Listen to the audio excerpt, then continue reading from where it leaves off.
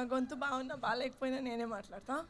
ఆయన మాట్లాడితే నా బడ్జెట్ సినిమా రిలీజ్ తర్వాత కూడా పెరిగేటట్టుంది. సో వద్దు, పర్లేదు కదా, ఇట్లా కొంచెం చిన్మయి ఆ టైప్లో మేనేజ్ చేస్తా.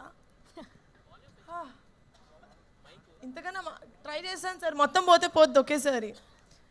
సాంగ్ రిలీజ్ కన్నా ప్రీ రిలీజ్ ఇక్కడ పెట్టుకొని ఉంటే బెటర్గా ఉండేది అనిపించింది, ఎందుకంటే ఇంత పెద్ద అరేంజ్మెంట్ మేము కూడా చేయలేమేమో for the pre release. So for that hats off guys. It does not look like a college event, it looks like a big movie event. So kudos, and I'm also sad that నేను కూడా ఇలాంటి కాలేజ్లో చదువుంటే నాకు కూడా ఇంత గ్రాండ్గా ఒక pest జరిగేది. ఓకే, అందుకే కొంచెం ఈరోజు కూడా I'm feeling like I'm a part of Saint Peter's. I hope that's okay. Lovely energy. అక్కడ ఫుడ్ ఏదో బాగున్నట్టుంది, వెనకాల అందరు తింటున్నారు కనిపిస్తుంది. But thank you so much for being such lovely, giving us such lovely response మా రెండు సాంగ్స్కి. పదే పదే యాక్చువల్లీ పదే పదే ప్రాణం ఇస్ మై ఫేవరెట్ సాంగ్, ఎందుకంటే చాలా ఫీమేల్ సైడ్ సాంగ్స్ వినుంటాం మనం.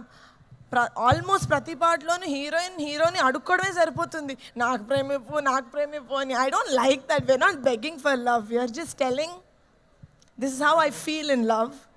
అదే I think is Pade Pade Pranam. We don't beg for love, we become love. So that is what Pade Pade Pranam is.